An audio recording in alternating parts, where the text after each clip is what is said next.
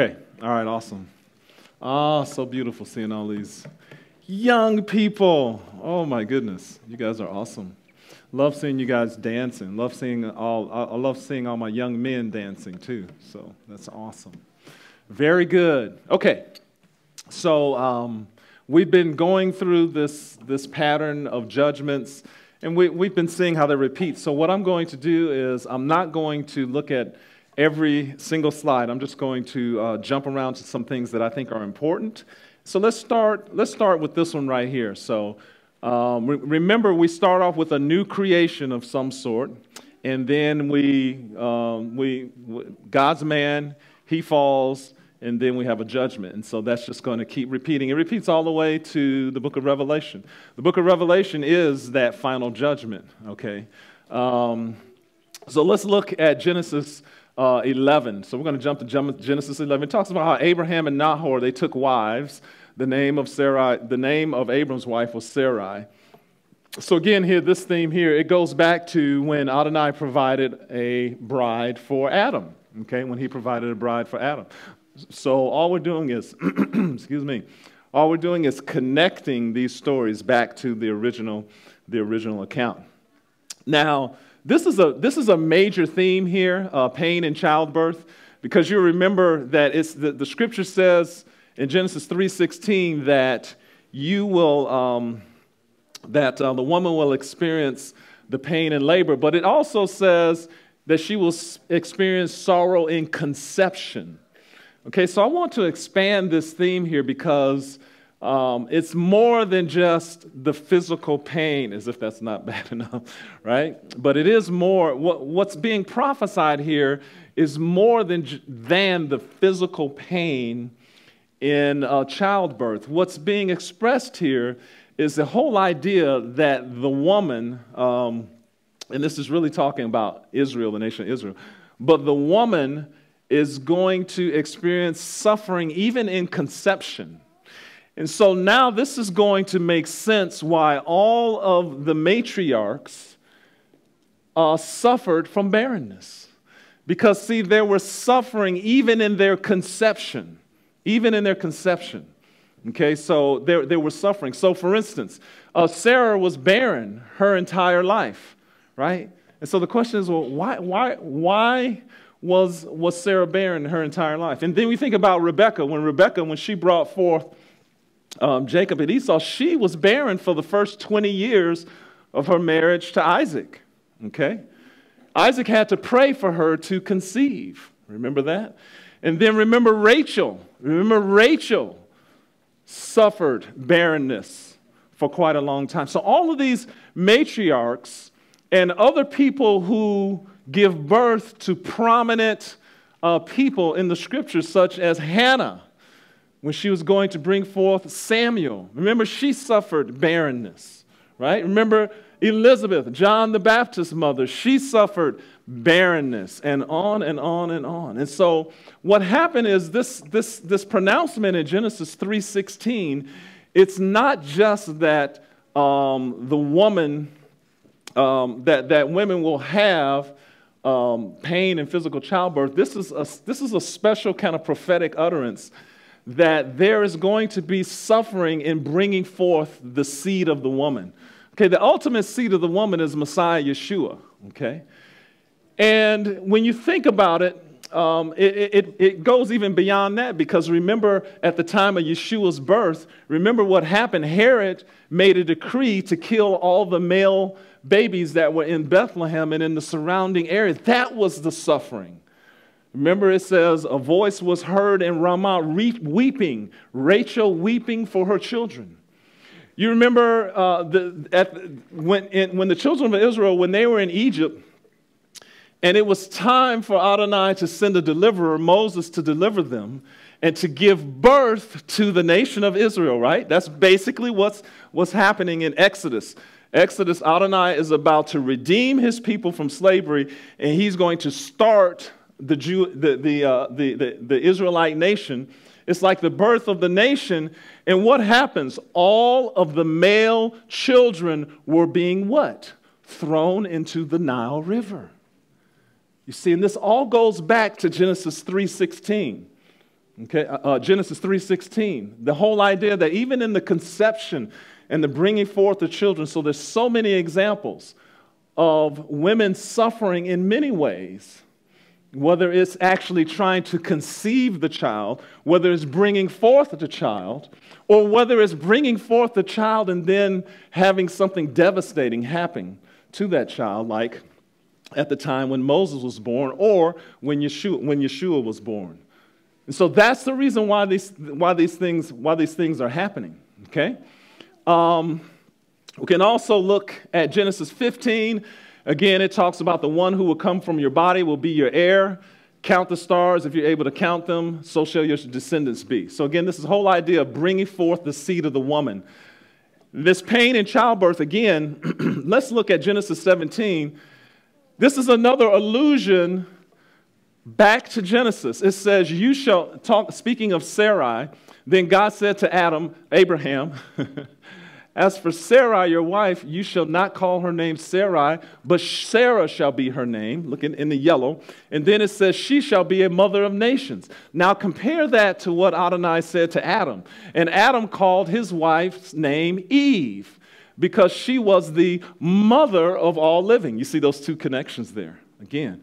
And so again, these are just subtle connections and allusions between this narrative here in Genesis 17 and what happened in the garden, again, because it's the same pattern. It's the same pattern. Just as at the beginning there was foretold that there would be enmity between the seed, and just as at the beginning it was told that the woman would bring forth children in suffering and even the conception, so likewise is happening here again. And then we have an act of redemption. This is the first theme we've seen in the original creation account. Adonai, he did the first act of redemption. I call acts of redemption anything that God does or man does to help restore the relationship between God and man. So the first time it happened was when Adonai, when he clothed Adam and Eve with the skins, right? To clothe their nakedness and their shame. And in Genesis 12, so that was the first act of redemption. Another act of redemption was when Noah built the boat. That was an act of redemption because that boat is what saved those 8 people and all of those animals, you see. And here we have an act of redemption with Abraham because he's building an altar. Again, these are just what I call acts of redemption. And they all stem back from when Adonai provided the skins for them. All right, God's image bearer. Remember I told you this pattern is always a new creation. Adonai anoints a man, gives him authority and power. We saw that with Adam, okay? We saw it with Noah. Now we're going to see it with Abraham. He says, look, I'm going to make you a great nation, and I'm going to bless you. I'm going to make your name great. And see, this is the contrast with the generation of the Tower of Babel and with the generation of Noah's flood. They went about trying to make their own a name for themselves. They went about trying to make a great name for themselves. That's not Adonai's way. Adonai's way is that if he wants to, he'll make your name great. If he makes your name great, it's okay, right? If he does that for his purposes. But the pursuit of a great name, right, is not Adonai's way. So we have that there. And then also man's work in his ancestral plot of land. So you'll remember that in Genesis 1, Adonai, he talked to Adam about the land and the earth. And so here we see this again in the promise to Abraham that he's going to give him a special land for his people. All right, so we're going to skip that one. Here's another good one. Remember the enmity of the seed. The enmity of the seed. I'm going to put enmity between you and the woman, between your seed and her seed.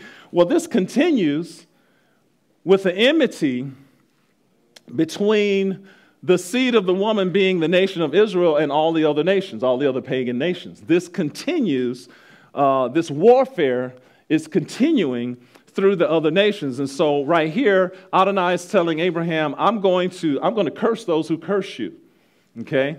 And he also says with Melchizedek, when Abram was returning from the war against those kings, And Melchizedek blessed him and says, blessed is God Most High who has delivered your enemies into your hand. You see, there's the whole idea of warfare between God's people, the seed of the woman, and others. And so that's what's going on there. Okay, we're going to skip this one here. And this one, so I want to show you this parallelism here. This, again, is going to connect Abraham's sin with, I think this is Abraham's sin with, I don't remember, so let's see. We'll figure it out. All right? So, okay, yeah, with Adam's, yes, this is going to connect. So you remember how we've already seen that Noah's sin was directly connected to Adam's sin. Now we're about to see how Adonai shows us Abram's sin is connected to Noah, because it's all the same pattern. New creation, I anoint a man, I give him authority and power to rule and reign in my name, and he messes up. That pattern is going to continue until Yeshua. Yeshua is the one person that Adonai anointed with authority and power, and he didn't mess up. Right? Yeah, he did not mess up.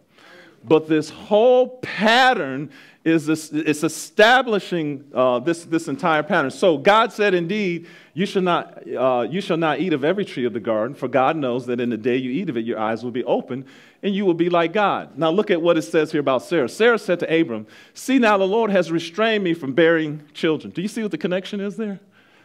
It's like Adonai is trying to keep something from you. That's the connection. With Adam and Eve, it was, he's trying to keep you from knowing good from evil, right? But with Sarah, it says, see, now the Lord has restrained me from, he's keeping me from having children. You see, that's the theme there. That's how they're connected right there, all right? So let's look at another one. It says, the woman saw the tree was good for food. She gave to her husband with her. Now notice, she gave the fruit to the man who was with her, right? And it says, indeed, it says, because you have listened to the voice of your wife, all right? Well, let's see those same things in the story of Abraham. Please go into my maid, perhaps I shall obtain children through her. And Abraham heeded the voice of his wife. You see, just like in Genesis, it says, because you have heeded the voice of your wife. And then with Abram, it says, Abram heeded the voice of his wife. You see, so this is Adonai wants us to see this connection. And then it says here, Abraham, it says, and he gave her to her husband, Abram, to be his wife. In other words, Sarah, she gave Hagar to Abram to be his wife, just like Eve gave the fruit to her husband, you see. And that's what's going on here. And again, it's just establishing this pattern, simple pattern, new creation, anoint this man to rule in authority and power in my place. And he messes up, and then I'm going to have to come for judgment. And so this right here is just showing the pattern with Abram. It says, then the eyes of both of them were opened, and they knew that they were naked. In other words, revelation, right? Adam and Eve, revelation. Oh, we're naked. So he went into Hagar, and she conceived, and look, here comes another revelation. And when Sarah saw... and when she saw that she had conceived, her mistress became despised in her eyes. See, revelation. All of a sudden now Sarah is like, she's looking at me like I'm a nobody, right? She thinks she's better than me now, right? Revelation. Oops, sorry about that. How about this one? We've got three connections here. Genesis 3, 8 through 13. And Adam and his wife, it says, hid themselves from the presence of the Lord God among the trees of the garden. Now in Genesis 16, this is when Hagar flees, and look in the red, it says she fled from her presence, and then she said, I am fleeing from the presence of my mistress Sarai. Well, that's what happened with Adam and Eve. They were hiding. They fled from Adonai. You know, after their sin, they fled. Okay, so now Hagar is fleeing. How about this? Adonai, remember I told you that Adonai always comes on the scene to investigate what's going on? Did this sin happen? Who did what? I'm going to start questioning you guys. So the Lord said, where are you? To Adam and Eve. He's looking for, where are you guys? Right? Well, the same thing happened with Hagar.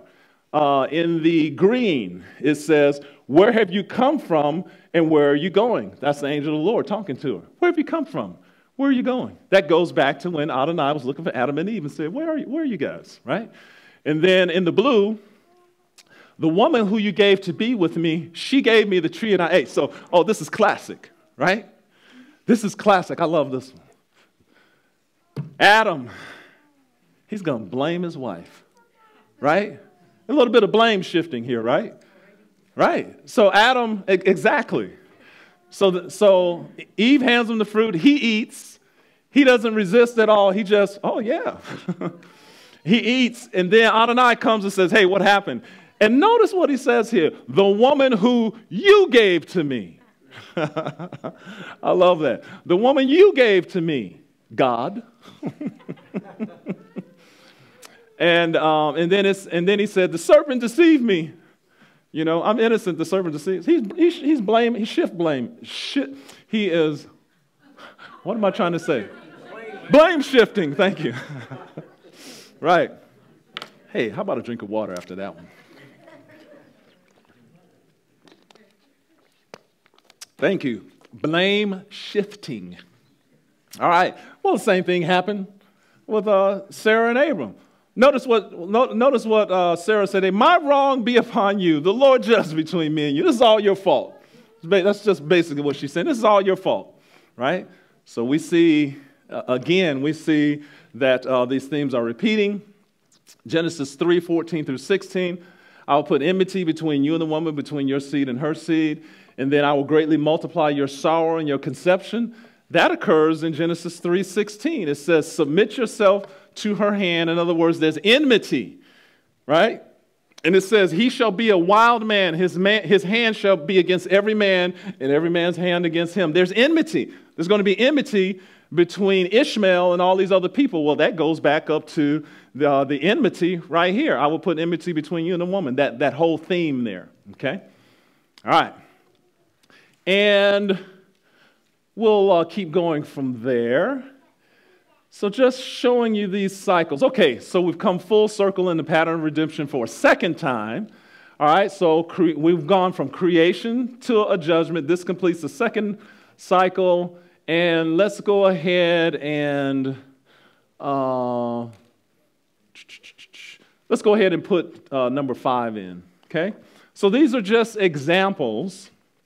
These are a number of examples of how this pattern is going to repeat. So we're going to look at a couple more, and this one's pretty profound.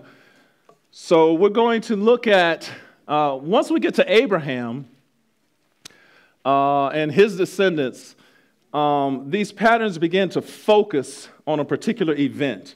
And so we want to look at how these begin to focus. So that's our review. And let's see here. All right. So we're starting with a new creation again, because what I didn't show you was that the judgment at the end of the last cycle that we skipped over was the judgment of Sodom and Gomorrah. Okay, Genesis 19. Okay, that was the judgment. Okay, so we had one judgment of Adam and Eve, was their banishing from the garden. We had another judgment of the generation of the flood, which was the flood waters. We had a judgment of the generation of the Tower of Babel, which was their scattering, just like Adonai scattered Eve. And then the last judgment that I skipped over was Sodom and Gomorrah. So after judgment, it's time for a new creation, right? So we should expect to see themes going back to Genesis that when Adonai first created Adam and Eve. And so this story right here takes on a dark twist, let's say. So remember Lot's daughters, okay? So Lot's daughters, they have relations with their father, right? And as a result, you have the Moabites and the Ammonites.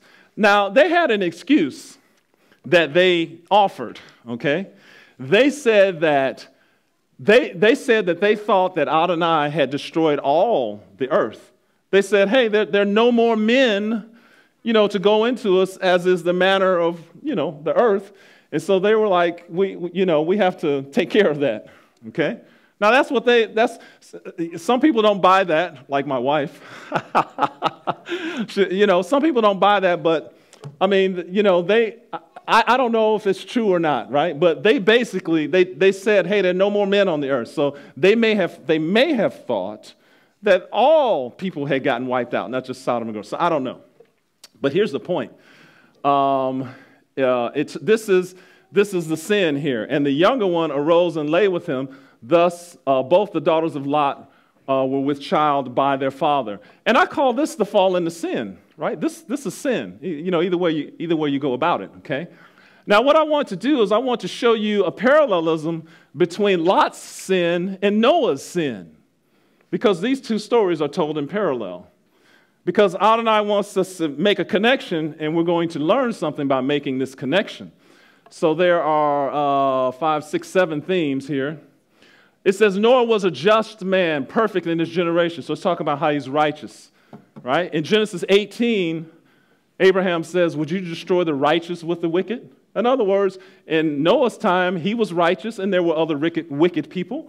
And at the time of Lot with Sodom and Gomorrah, there is a focus on those who are righteous and those who are not righteous. That's the first thing. Genesis 6, it talks about how the end of all flesh has come before me because the earth is filled with violence. I'm about to destroy them. Well, in Genesis 19, he said, you know what? I've had it with Sodom and Gomorrah, and the outcry against them has come up before me, and I'm going to destroy them. You see the parallel there, right? I'm about to inflict judgment here. In Genesis 7, Noah went into the ark so that they could save he could save the lives of his family and the animals from the flood. Well, the angels, they saved Lot and his daughters and his wife from the destruction of Sodom and Gomorrah. It's the salvation or the saving of a group of people. In Genesis 7, it talks about how all life on the earth perished in the flood. Well, in Genesis 19, it talks about all the people of Sodom and Gomorrah, how they were destroyed by the sulfur. So you see how these two stories we're just going chronologically through the story, and you see these equivalencies, okay? So it's obvious that God's trying to get us to connect these two stories. It talks about how God remembered Noah, right? And in the story of Lot, it says that God remembered Abraham and saved Lot, okay? Lot didn't get saved because he was so righteous. He got saved because Abraham was righteous. And Abraham had interceded, okay? So it says God remembered Abraham and sent Lot out. You would expect to see it say, and God remembered Lot and sent Lot out. It doesn't say that. It says he remembered Abraham. So Lot owes Abraham for getting out of there. Okay? Genesis 8:4 states that the ark came to rest on the mountains of Ararat, right? And it talks about how Lot went from Zohar and he settled on the mountain too, right? So Noah and his family, they settled on the mountain, and then Lot also. Now, this is where something very interesting happens. So Noah he drank of the wine and became drunk, it says. And then it says that, and don't worry, parents. Excuse me, don't worry, parents. I know we have little, we have little ears here. So we'll do this in a neat, respectful way. So it talks about how Ham did something to Noah during his drunken stupor. Right? It just says that Noah knew that his son had done something to him. And it doesn't say what it was, okay?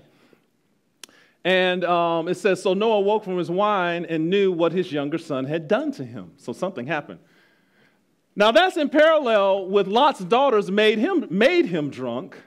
And furthermore, we know what happened with Lot and his daughters, right? So the scripture here is inviting us. There's a big discussion about, well, what happened with Noah? What was it? What was the sin with Ham? Well, Adonai is telling us right here what happened. And he's telling us what happened through the parallel nature of these stories. Because you guys see everything that happened with Noah. You see how it's happening with Lot? Okay? And so that's what's going on here. So if we look, what does this parallelism teach us? Lot is equal to Noah, right? That's the whole reason why thematic connections exist, to show that one thing is equal or equivalent to something else. So in this story here, Lot and Noah are equated. They both got drunk, right? They both were involved, there was a sin either they committed or part of unwittingly or whatever. This parallelism proves that Ham's sin, it was sexual in nature, okay? Because that's why these stories, everything happened the same in both of these stories, right? So the rabbis, they have their opinion of what happened, right? I think that that it was incest. That just as Lot and his daughters went into his daughters, the same thing happened here with Ham and Noah's wife. Okay? And that's what I believe this parallelism is teaching us. And if you remember, there are a number of stories in the Bible where a son, right? A son will do that. It's not unusual. It's their way of saying, I'm leading this show here. I'm in control now. Right? Remember Reuben? Right? Remember his sin with Bilhah? Remember Absalom? Remember Absalom was trying to exert his authority, and they gave him some advice. They said, hey, do this, and he went and did it. So the idea that a son would do that, and there's a couple other examples too, I just didn't give them. But anyway, I'm showing this just to show how many times these parallel stories, they have a message to teach you, and they have something to teach you so that you can, in other words, if you want to understand what Ham's sin was, this is how you figure out what it is, okay? So it was one or the other, okay? It was one or the other. It was just something he perpetrated against, it was either something he perpetrated against Noah or Noah's wife. I think it was his wife, okay? But anyway, here's the point. The point is that the Bible, if you understand how these stories are told in parallel, the Bible is telling us, trying to tell us what happened, okay, through these parallel structures, okay? All right, so let's do that. All right, so how do I want to do this? How do I want to do this? Give me 1 second here. Let me think about something.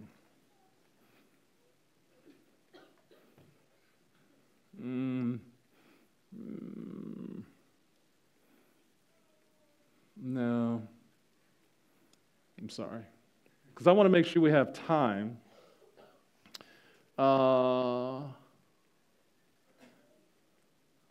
right, so let's, right here, this is where I want to get to. Okay, I'll explain some of the other things that will happen. So you remember the story in Genesis 12 about Abram when he first arrived in the land of Canaan, right? Adonai told him to move, take your family there.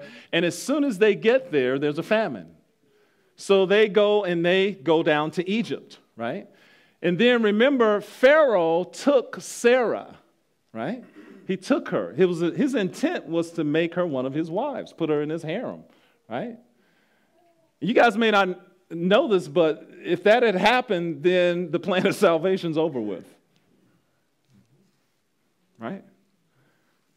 She couldn't have been defiled that way, okay? So there are a number of stories in the Bible where Satan is trying to thwart the plan of salvation, okay? And this is one of those instances right here. It's trying to defile Sarah.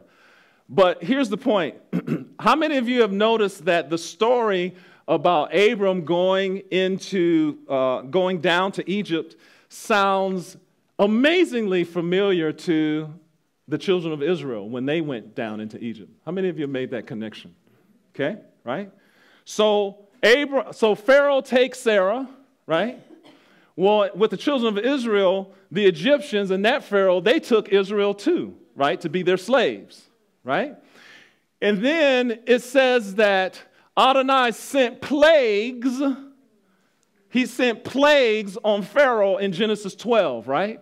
And as a result of sending the plagues, Sarah was released from that bondage. And it says that Abraham took a lot of wealth from Pharaoh, because Pharaoh gave Abram all sorts of men servants, maid servants, and animals because, well, that's the story of the Exodus of the children of Israel.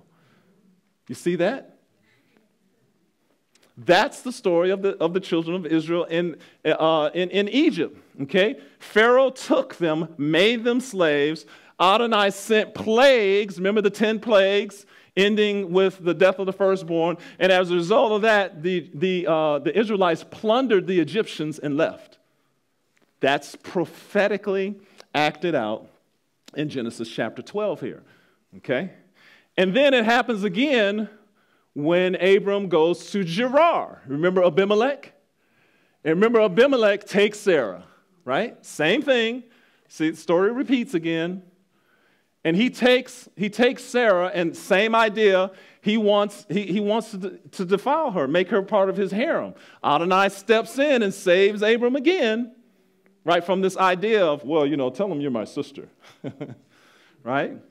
So Adonai steps in and saves them again. So in other words, if you look at the story of Abram's stay in Gerar with King Abimelech, it's the story of the Exodus also, just like Genesis 12 when he went to down to Pharaoh. So we have two stories that are clear, in-your-face allusions to the children of Israel and their deliverance from Egyptian bondage that's going to happen in the future. Okay? And so this is the prophetic nature. This is the prophetic nature of the Bible, right? And we can see these things by just making thematic connections, right? Hey, where this was one of the first things that I saw back in the early 2000s with Abraham in Genesis 12. And once I figured, it's like, this is the deliverance of the children of Israel from Egypt, They get all, to be able to get all these possessions and the sending forth of the plagues. I was like, this is exactly what happened. And so then Adonai, he uses these connections. Now, so we just had two stories that were prophetic pictures of the deliverance of the children of Israel from Egyptian slavery. Both of them were with Abram, okay? One when he went into exile into Egypt, and the other when he went into exile into Gerar. But the subject is that they're both prophetic of Egyptian bondage and redemption from Egypt. We're about to see a third story, and this one's with Jacob. Jacob's entire life is a prophetic picture of the children of Israel. So let's look at this. So in Genesis 29, 1 through 21, Jacob arrived in Padan Aram. Remember, he had to go, Jacob went to find a bride. Remember, Esau wanted to kill him, and so he fled and went to Padan Aram to Laban's. So Jacob falls in love with Rachel, and initially everything's going well, right? Okay, well, the same thing happened with the children of Israel in Genesis 47. The patriarchs with the 70 souls, they arrive in Egypt. They receive Goshen, the best part of the land, and initially everything's fine, right? The covenant family is doing great. They've got the best land. They're living in Egypt, just like Jacob when he went to Padan Aram. Now, Jacob went to Padan Aram. Padan Aram is a picture of Egypt, and you'll see that as we continue because you won't miss it. Jacob, so the next part of Jacob's story I call enslavement, right? Because remember, everything was going just fine. And then all of a sudden, Jacob, through shenanigans with Laban, is deceived into working longer for Rachel, right? He's got to do some extra labor here, right? Extra labor, a little bit more labor than he should have. Well, that's thematically connected to somehow Am Yisrael, the people of Israel, they were deceived into working for the Egyptians too. They became Egypt's slaves, okay? See the parallel, all right? So let's keep going. The next step I call proliferation. In the story of Jacob, like in one chapter, all of a sudden it's, and Leah conceived, and Leah conceived, and Leah conceived, and Leah conceived, right? And then Rachel gives her handmaiden to Jacob. And I can't remember, Rachel's handmaiden, was it Zilpah or Bilhah? Bilhah? Right, and Bilhah conceived, and Bilhah conceived. And then Leah didn't want to be outdone, so she gave Zilpah. Okay, and Zilpah conceived, and Zilpah conceived, right? And then all of a sudden, and then Leah conceived, and Leah conceived again. And then finally, Rachel had a son. But in this one chapter, all of a sudden, the covenant family proliferates abundantly. And we have, 11 sons and a daughter, within a chapter. Okay, well, that's thematically connected to the children of Israel's proliferation in the land of Egypt. That's what got them in trouble, remember? Remember, Pharaoh said, what are we going to do with all these people? You know, if war breaks out, they're going to join our enemies, right? And it talked about how no matter how Egypt oppressed the children of Israel, how they continue to multiply and multiply and multiply. And see, again, we're going chronologically through these two stories. And you're seeing the same thing, okay? How about this? I call this one bondage. In Genesis 31:7, Jacob served Laban for 20 years. He bore all the business losses. Heat consumed him by day. He didn't get any sleep at night, and apart from Adonai's intervention, he wouldn't have had anything because Laban was changing his wages. Laban kept changing his wages. Now, that's what was going on there, but you don't learn about it until, well, no. Okay, so those are all the things that Jacob said. Remember when Laban finally caught up with Jacob? Because Jacob had fled, right? Because Jacob's always running from his troubles, right? And so Laban catches up with him and says, where are my gods, right? Laban's upset, what did you do with my gods? So Jacob says, hey, search everything. They couldn't find the gods. So Jacob, for the first time, gets a big spine and says, you know what? You know what my life was like living with you? I served you 20 years, he said. He said, I bore all the business losses, right?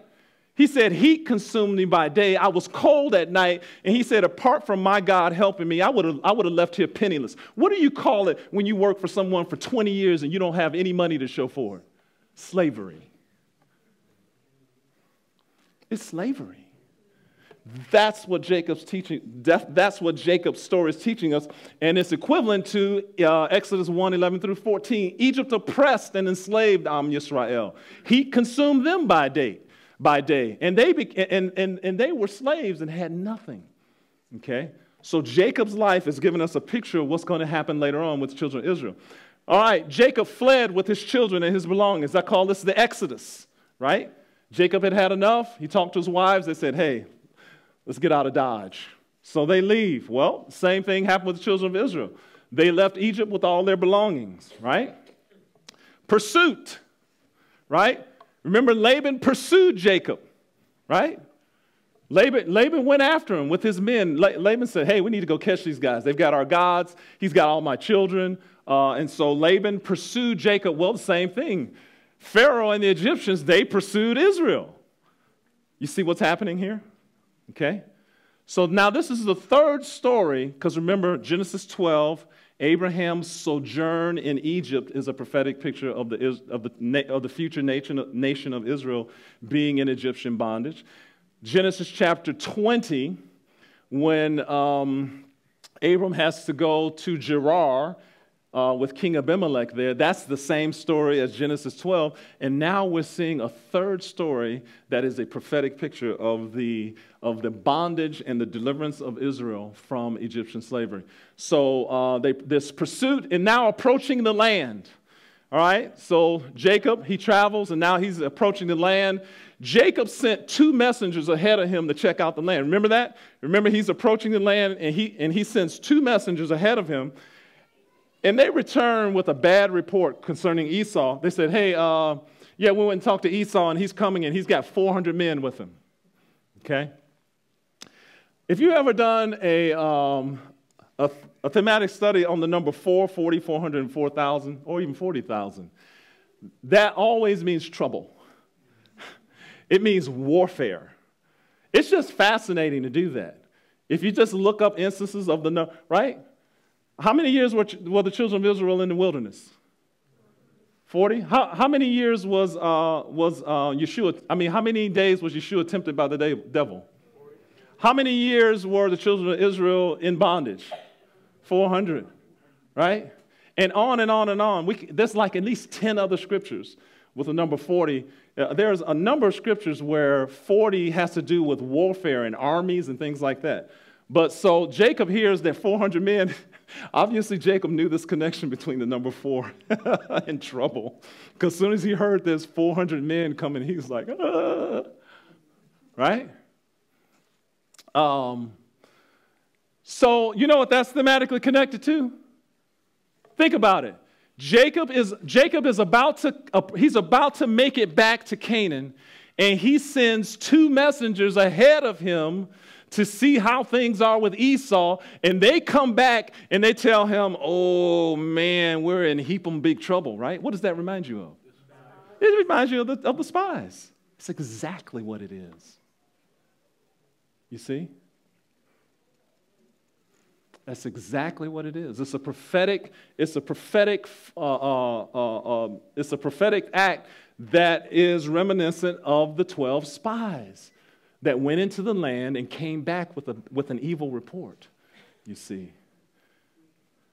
And so again, you know, we can see all this if we make these connections here. And it becomes obvious, right? Is it not obvious that Jacob's life is a prophetic picture of the nation of Israel, right? I don't have to twist any arms, right? We don't have to twist any arms. This is fact, right?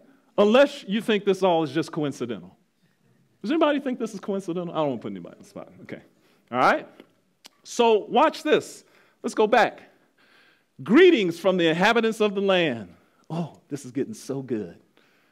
Right? Greetings. All right, so once Jacob makes it back, he makes a stop in Shechem, Genesis 34. What happens to Dinah? Remember what happened to Dinah? Dinah is raped by Shechem, right? And then the Shechemites, they're like, hey, we want to make a deal with you guys. They're like, why don't you give your daughters to us? Why don't you give your daughters to us, and we'll give our daughters to you, and we can live happily ever after and sing Kumbaya. Right? They're like, hey, let's become one nation. So you may not know this or not, but that's Satan again. The plan of salvation is going to get off if Jacob does this and becomes one with those people. You're not going to have a nation of Israel anymore, right? You're not going to have a temple where sacrifices can be made. Remember, Yeshua had to fulfill all righteousness, right? So if there's never any temple for him to offer those sacrifices, right? You see? For Mary to offer another attempt. This is another satanic attempt. Now watch this. So right before they're about to, because they're on their way to Bethel. So then Adonai told Jacob, he said, go to Bethel, where I first appeared to you back in Genesis 28 when you left. So they're on their way to Bethel. That's their destination. But before they get there, Dinah, gets raped. And these guys, they say, hey, let's give our daughters to each other. You know what that's parallel to? The incident of Baal Peor. The children of Israel on the banks of the Jordan River, they are ready to go into the land, right? They're on the plains of Moab. And remember Balak had hired Balaam to curse the children of Israel? And Balaam could not curse the children of Israel. So Balaam wanted the money. So Balaam said, you know what, Balak, I tell you what you do. Send your women over to the children of Israel, right? And then God will destroy them for you. So the incident of Baal Peor, and what was it about? It was about the Midianites and the Moabite women. They sent their women into the camp of Israel to cohabit, just like with Dinah when she was raped. Right? That's what's going on. Okay? The incident of Baal Peor. It's that. Okay, so now notice this. It says that Jacob and his sons, remember Simeon and Levi? Right, remember Simeon and Levi? They were hot, right? They were inflamed. They were upset about what happened to their sister Dinah, right? They were mad. So what they did is they killed all the men of Shechem because of that act, right? They took all of their possessions as booty, and they took their wives and their children captive, okay? Well, remember the incident of Baal Peor. Remember what happened? As a result, The children of Israel, they decimated the Midianites. They took all of their possessions, and they took their wives and children captive. Okay? So in other words, what happened with Jacob is a prophetic picture of what was going to happen to Israel when Israel came into the land. Okay? And then during Jacob's travels to Bethel, the cities around him feared him. That's so bizarre, right? Remember, Jacob was afraid when his sons killed the Shechemites. He's like, you guys are going to make my name stink among the inhabitants here. They're going to come and kill us. But it says that as he traveled to Bethel, it says that all the other nations, they were like, hey, we're not messing with these guys. We're leaving them alone, right? Well, during Yisrael's travels to the land, the nations around them feared them too, right? Okay? All right. Oops, I'm going the wrong way. All right. So the Shechemites are totally annihilated. That is judgment. Okay? That's another judgment. Right? So we've gone again from when Abraham, with Abraham as God's new man on the earth, new creation, and now we're ending in judgment again. Okay? So what should we expect? We should expect another new creation account. We should expect, Adonai to anoint something, for him to say, you have power or authority or and things of that nature. So, all right. So I want to,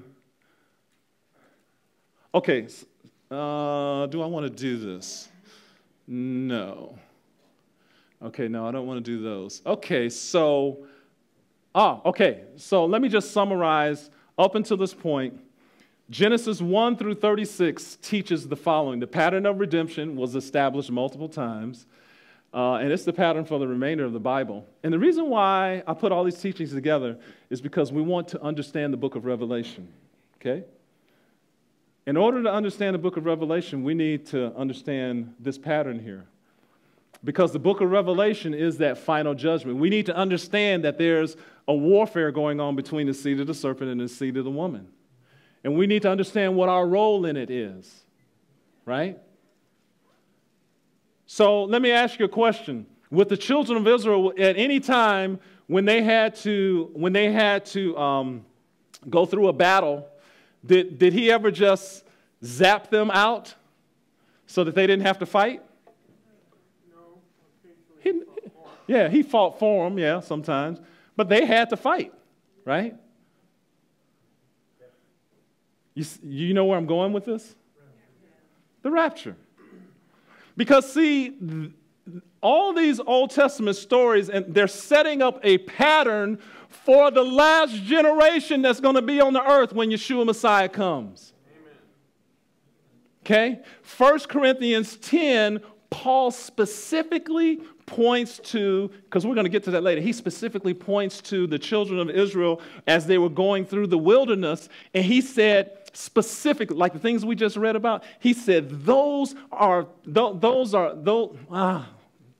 go to 1 Corinthians 10.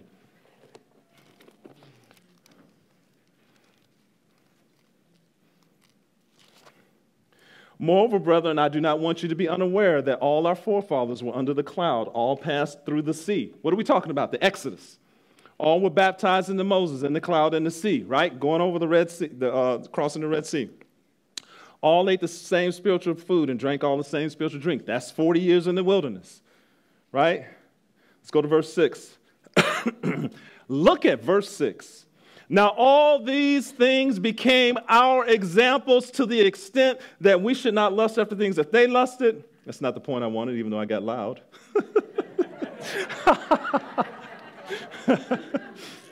Trying to work the crowd, here it is. All right, let me start over. Verse 11. Now all these... No, I'm just kidding.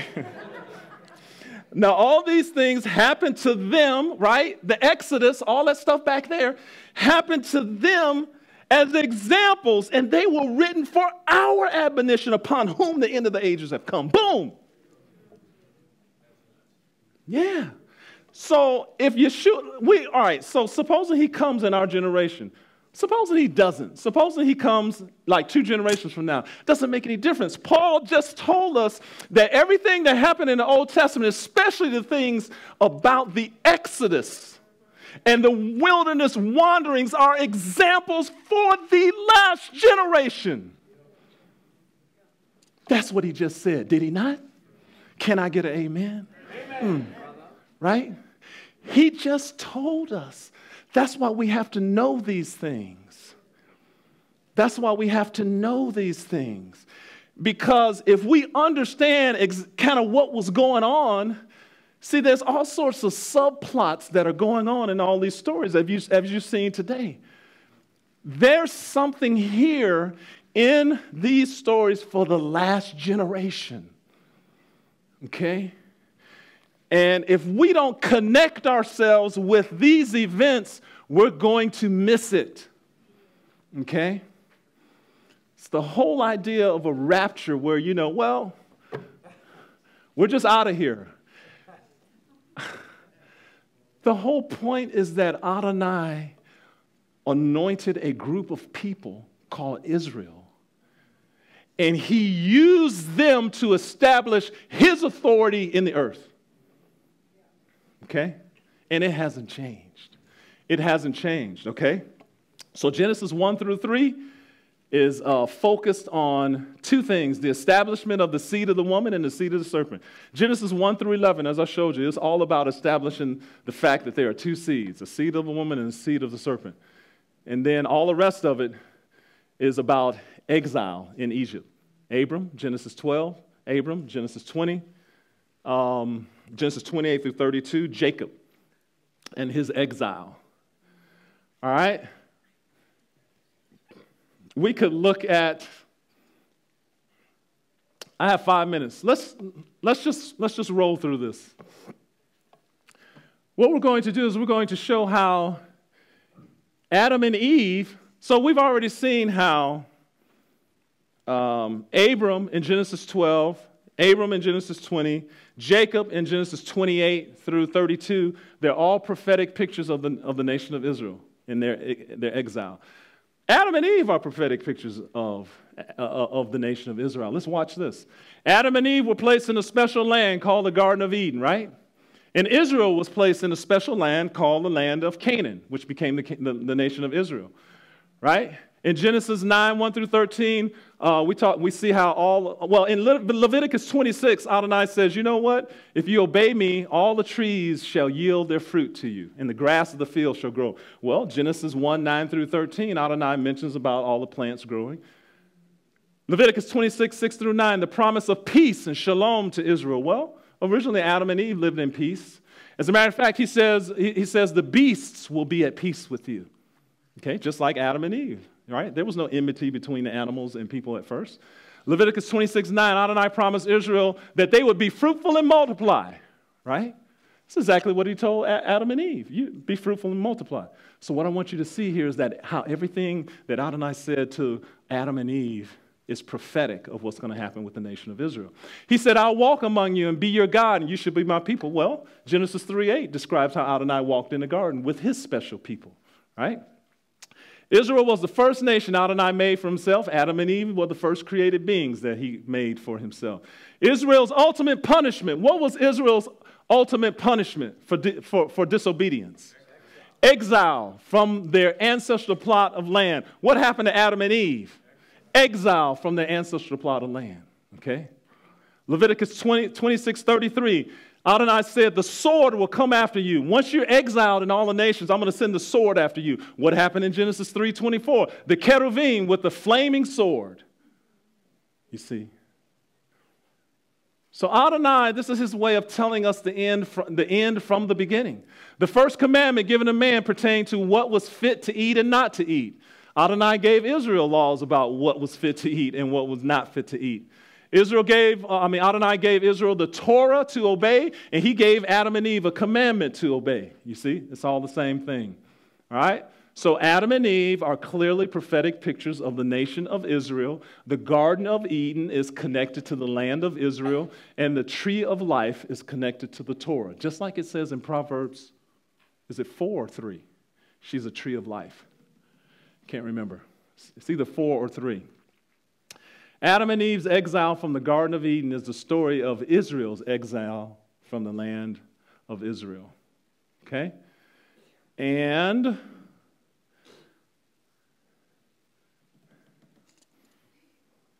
right, so we've already learned about how Abram's life 2 times is prophetic picture of the exile and redemption from Egypt. We learned how Jacob's life was prophetic of the exile and redemption from Egypt. And now we see how Adam and Eve's life is prophetic of exile and the redemption from Egypt. That's one of the most important subjects. And as I said, their exile and redemption from Egypt, that's what Paul points to in 1 Corinthians 10 and says those are examples to the last generation. Right? Those are the examples that you need to know. And so, what we're going to do, and then the rest of Genesis 37 through 50, and we obviously don't have time to go through this, is all about the first and second advent of the Messiah as seen through the life of Joseph. Joseph is a prophetic picture of the first and second coming of the Messiah. Okay? All right? All right. So, we've established that there's this pattern. So when we come back this afternoon after we eat, we are going to tie this into events in the book of Revelation. Okay? We're going to see why Adonai said, you need to understand these things about Egypt and exile and the wilderness wanderings and all that kind of stuff. We're going to see why he said, you need to understand that it's an example for you upon whom the ends of the world have come. And that's the book of Revelation, so we'll tie them together. How about that?